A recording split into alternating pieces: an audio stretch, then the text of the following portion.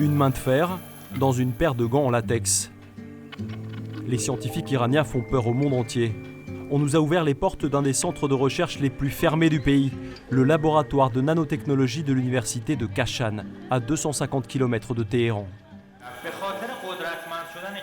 La recherche, c'est la force d'un pays. Si une nation est faible dans le domaine de la science, elle se retrouve sous pression des autres pays.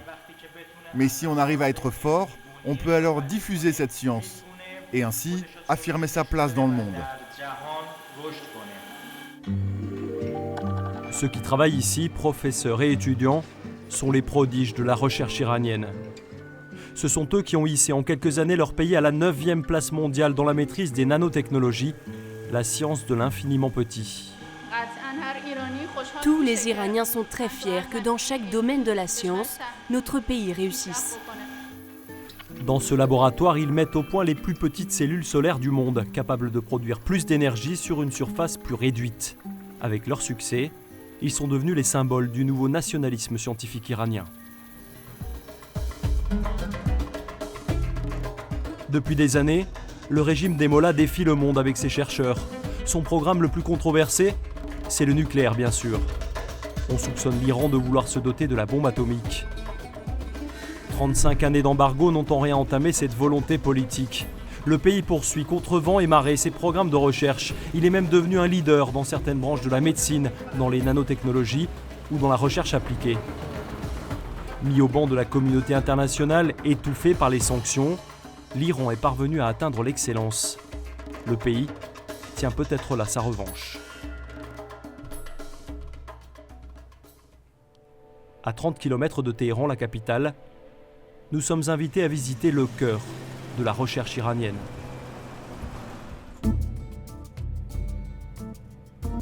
L'IROST, l'Institut pour la recherche scientifique et la technologie, c'est là que travaillent 200 des plus éminents scientifiques iraniens. Ici, leurs recherches portent sur la biotechnologie, la chimie, les énergies ou encore la médecine.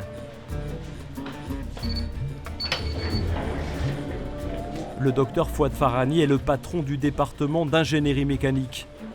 Il travaille dans la recherche spatiale. Bienvenue. C'est à lui que l'Iran doit quelques-uns de ses succès dans un domaine stratégique. Ici, nous sommes dans le centre de recherche spatiale. Nous faisons des recherches sur tous les composants des satellites. Dans cette pièce à gauche est conçue toute la mécanique des satellites iraniens. C'est un endroit très sensible ? Ah oui, très sensible. L'IROST a été fondé en 1980, immédiatement après la révolution islamique. C'est l'époque où Fouad Farhani a rejoint l'Institut. À l'époque, c'était le néant. On n'avait aucune connaissance dans le domaine de la technologie spatiale. Moi-même, je me souviens, quand j'ai commencé, je n'avais jamais vu un satellite de ma vie. En 2009, le rêve de Fouad Farhani se réalise. Mahmoud Ahmadinejad en personne lance Omid, espoir en persan, le premier satellite de télécommunication iranien. Plus qu'un espoir, ce jour est pour l'Iran le moyen de prouver au monde entier sa maîtrise scientifique. Si vous maîtrisez la science, vous avez le pouvoir. Notre vision pour notre développement futur, c'est que l'Iran, en 2020-2025, soit le pays numéro 1 dans la région. Quand je dis la région, c'est des pays comme la Turquie, l'Égypte, des pays équivalents aux nôtres. Il faut commencer comme ça, et après, on ira plus haut. Regardez, même sur les billets de 5000, c'est Omid, le premier satellite iranien. De l'autre côté, c'est l'Ayatollah Khomeini, notre regretté leader. C'est une image surprenante. Ces hommes qui envoient des satellites dans l'espace s'inclinent ici vers le sol. Dans la plupart des pays, science et religion ne font pas bon ménage. Mais dans la mosquée de l'IROST, à l'heure de la prière, personne n'y voit matière à polémique. On a compris dès le début de la République islamique l'importance de la recherche. Si on compare les gouvernements que nous avons eus avant la révolution islamique et celui d'aujourd'hui, ça n'a rien à voir. On met désormais beaucoup plus de moyens pour développer la science. C'est incomparable. Depuis la Révolution, les investissements réalisés et le nombre d'étudiants dans la recherche ont été multipliés par 100 au moins. La science au service de Dieu. Pour affirmer sa place de leader, la République islamique a même créé un prix scientifique prestigieux. Chaque année, sous le regard des leaders religieux, les meilleurs chercheurs du monde se retrouvent à Téhéran pour la finale du prix Khwarizmi. Ils récompensent des innovations scientifiques. Cette année, un Britannique, un Allemand et un Chinois ont été récompensés. Ce trophée, il est remis chaque année par le vice-président de l'IROST. Voici le trophée du prix international Khwarizmi. Le plus important, c'est le peuple, que sa vie s'améliore. Et la recherche, c'est le meilleur moyen de changer la vie des Iraniens. Parce que la vie des Iraniens a été dure ces dernières années ?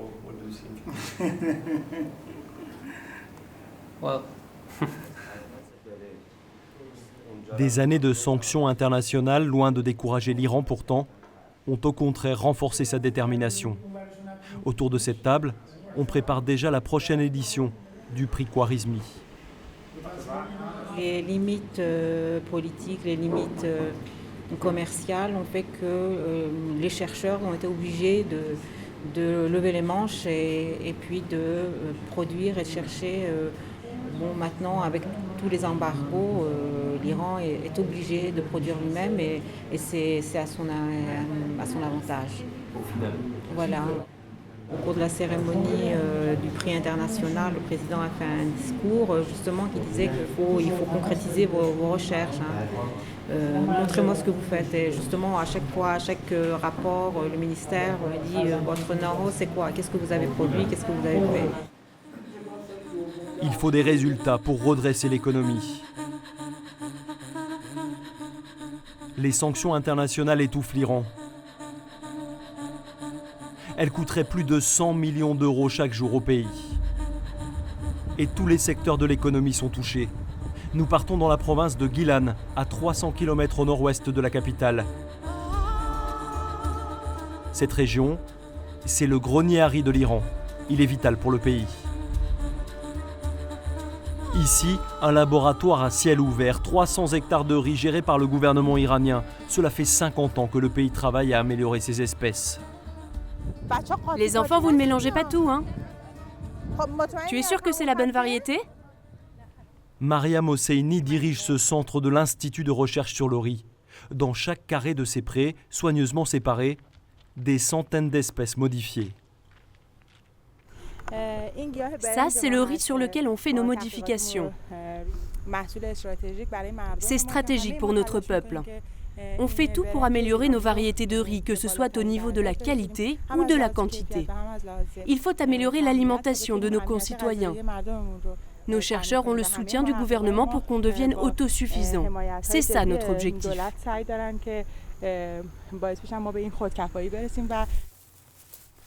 Pour cela, le gouvernement a déployé les grands moyens. Tout autour, des centaines d'hectares sont loués aux agriculteurs de la région. Les semences leur sont fournies par le centre. Mariam Hosseini a refusé d'aborder la question des OGM. Mais ces paysans, eux, en ont entendu parler. Ils font des études sur les OGM, mais ce n'est pas encore utilisé. Vous savez le temps que ça met pour que ça arrive entre les mains des agriculteurs. Le gouvernement travaille encore dessus. Nos professeurs, nos chercheurs, tout le monde fait des recherches pour ça. À quelques centaines de mètres, le laboratoire. 46 chercheurs travaillent ici à l'amélioration des variétés. Encore une fois, on nous affirme qu'il s'agit de simples croisements d'espèces, pas de modifications génétiques. Pourtant, les résultats sont impressionnants. Ça, c'est une espèce de cette région, la chémie. On arrive à en produire 3 tonnes environ par hectare. Après l'hybridation, on réussit à produire cette autre variété. Et on atteint des rendements de 7 tonnes par hectare avec une qualité satisfaisante. correct, même si ce n'est pas au niveau du Hachemi. Celui-ci, enfin, on arrive à des rendements bien supérieurs, jusqu'à 9 tonnes. Sa qualité se rapproche de l'espèce originale, mais on a encore du travail pour améliorer l'espèce.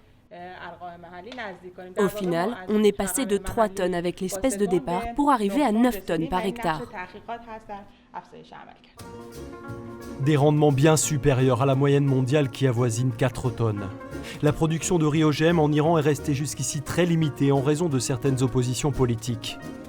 Mais le nouveau gouvernement soutient ardemment cette recherche et l'Iran pourrait devenir prochainement le premier pays du monde à autoriser son arrivée massive sur le marché. Et il y a bien d'autres domaines vitaux pour le pays, comme la santé par exemple. L'hôpital Shariati à Téhéran est un établissement public et il maîtrise lui aussi une technique de pointe. Ce matin encore, on prépare le bloc opératoire. C'est un père de famille qui va peut-être sauver la vie de son fils âgé de 8 ans grâce à un don de moelle osseuse. Il souffre d'une maladie très grave, une maladie mortelle. Un problème d'immunodéficience, c'est une anomalie génétique. On doit donc restaurer son système immunitaire avec des cellules souches, en pleine santé. Grâce à l'implantation des cellules souches contenues dans la moelle, les chances de guérison dans des cas de leucémie par exemple passent de 15 à plus de 60%. Cette science, peu de pays au monde la maîtrisent aussi bien que l'Iran. Et ses succès, le pays les doit à cet homme, le professeur Ardeshir Ghavamzadeh. C'est lui qui dirige le service des transplantations. Ils avaient un problème de leucémie grave et urgent à Lille, en France. Ils cherchaient un donneur dans le monde entier et finalement, ils l'ont trouvé chez nous. Je crois que c'est un soldat iranien qui a fait un don de moelle osseuse à ce monsieur.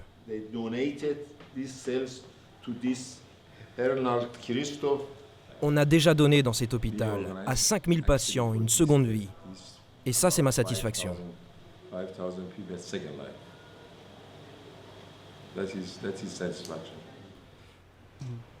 En 23 ans, le professeur Ghavamzadeh a hissé son établissement à la seconde place mondiale.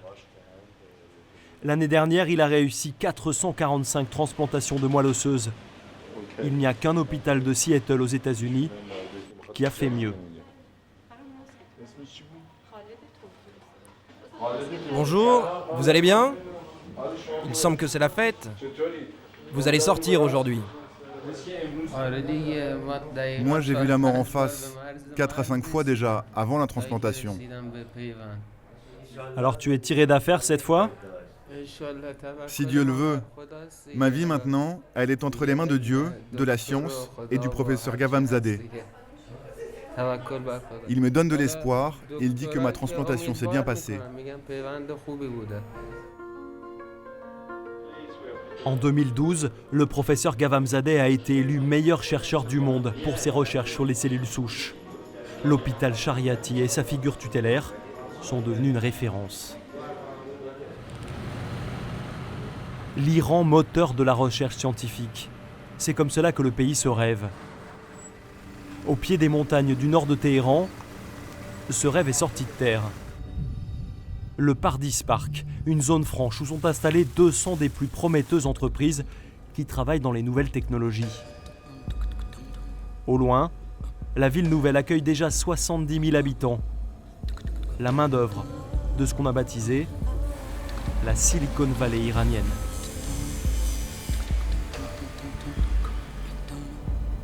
Pars Online, c'est un fournisseur d'accès à Internet, l'une des plus grosses entreprises du parc. Reza Fateh emploie déjà 850 personnes. L'Iran est aujourd'hui le pays où le nombre de connectés augmente le plus vite au monde. Et ce, malgré les difficultés. Le pays a décidé que toutes les informations à destination de l'extérieur devaient passer par un point central, contrôlé par le gouvernement. Dès que cela va changer, on pourra se connecter à l'étranger directement. Mais le réseau est encore contrôlé à 100% par les autorités. Et ça ne marche pas si bien. Et non, il y a quelques problèmes. Il y a beaucoup à faire encore, oui. Entre le contrôle strict de l'État, la censure et l'embargo qui interdit aux entreprises étrangères de vendre du matériel technologique à l'Iran, Reza Fateh doit se débattre pour continuer à travailler. C'est dans la salle des serveurs que nous allons comprendre comment le système fonctionne. Américain, américain, américain, américain, allemand. C'est une hypocrisie totale. Avec l'embargo, ce matériel n'est pas censé arriver ici. Mais tout ce qu'on veut, on le trouve. Il y a quelques entreprises à Téhéran qui s'occupent de ça. Vous leur faites une liste, eux vous font une proposition et vous êtes livré. Comment ils font? Ça, c'est à eux qu'il faut le demander. Dans le parc de Pardis, les nouveaux bâtiments sortent de terre sans arrêt. Saïd Rahmani Kezri est un autre de ces chefs d'entreprise revenus au pays. Lui a quitté les États-Unis et la Silicon Valley il y a 3 ans, attiré par les perspectives de croissance de l'économie iranienne. Là, nous sommes dans la première phase du parc technologique. Voici le terrain de la seconde partie. Nous prévoyons d'aller nous agrandir sur ces terrains dans les prochaines années. Sa société, Sarava, est une pépinière d'entreprises. Elle investit dans des start-up. L'année dernière, le e-commerce en Iran a enregistré une croissance de 200%, la plus importante au monde. Ici, Saïd a apporté une nouvelle façon de travailler, celle des entreprises de l'Internet américaines. On a une machine à café, à expresso, qui arrive très bientôt. On va servir des lattés, des cappuccinos. Un super service. Voilà une start-up qui grandit chez nous. Shalan Chalileh, c'est le fondateur de A-Networks. A-Network fait de la publicité sur Internet, 25 millions de pages visitées chaque jour. Les ventes de smartphones ont augmenté de 53% l'année dernière. Les Iraniens sont ultra connectés, malgré la censure. Aujourd'hui, c'est plus un problème ici. Tout le monde a les moyens de contourner les règles pour se connecter à tous les sites. Il n'y a plus de problème. Et il y a donc une différence entre ce que le gouvernement dit et ce que les gens font en Iran. Oui, c'est différent. On peut dire ça. Mais aujourd'hui, même le gouvernement a dit qu'il fallait débloquer les sites WhatsApp, Facebook, Twitter. C'est très populaire ici. Internet est en train de changer la société iranienne? Oui, tout à fait. Ces 2-3 dernières années en particulier. Les entrepreneurs, c'est comme des vagues. Vous ne pouvez pas les arrêter. Il n'y a pas que des vagues à San Francisco et à Los Angeles. Les vagues des États-Unis sont arrivées en Europe, à Londres, à Paris, en Italie, puis en Europe de l'Est, en Chine, en Inde, en Asie. Et cette même vague arrive en Iran aujourd'hui. Une vague qui sera difficile à arrêter. Le ministre qui inaugure aujourd'hui le premier salon des technologies en Iran l'a bien compris. L'objectif d'Innotex, c'est d'accueillir en Iran des entreprises étrangères travaillant dans la médecine, la robotique, la science. Le pays souffre de son isolement. Il attire 3 fois moins d'investissements étrangers que son voisin turc, par exemple. Pourtant, le gouvernement leur déroule le tapis rouge. Des zones franches ont été créées. Les taxes et impositions sont réduites au minimum. Je remercie tous les participants locaux, mais aussi étrangers à ce salon. Je vous annonce que le gouvernement soutient résolument ce mouvement d'ouverture. L'Iran est peut-être à un tournant de son histoire. Les participants à ce salon, comme cette entreprise allemande, l'ont bien compris.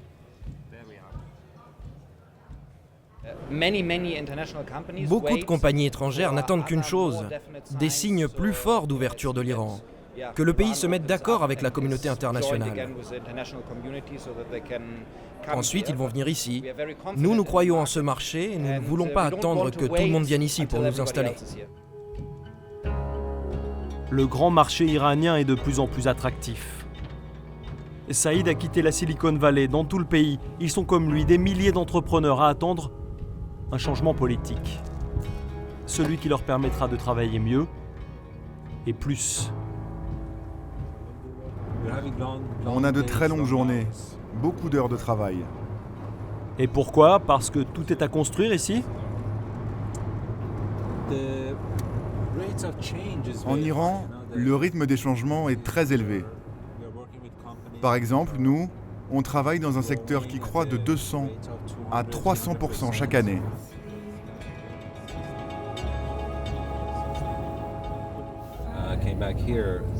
Quand je suis revenu ici, c'était un sentiment étrange. Sans doute parce que j'étais parti pendant si longtemps. Quand on rentre à la maison, on se sent différent. Les souvenirs du passé ressurgissent. L'Iran d'aujourd'hui est bien différent de celui que Saïd a laissé derrière lui quand il est parti à l'âge de 16 ans.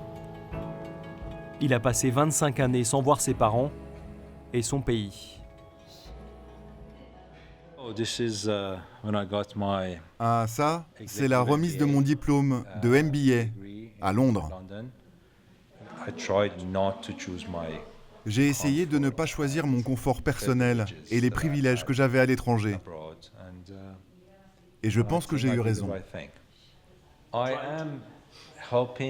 Aujourd'hui, j'aide des gens à construire leurs rêves. Et ça, à un moment de votre vie, c'est plus important que de construire vos propres rêves. La satisfaction que j'ai lorsque je vois ces jeunes générations se dresser, croire en leurs capacités, tenir bon pour réaliser leurs rêves, rien ne me rend plus heureux. La recherche, la science, Internet, parviendront-ils à construire une société différente? Un vent de changement souffle en tout cas sur l'Iran. Il est encore un peu timide, mais ce soir Saïd le sent. Il est là, palpable.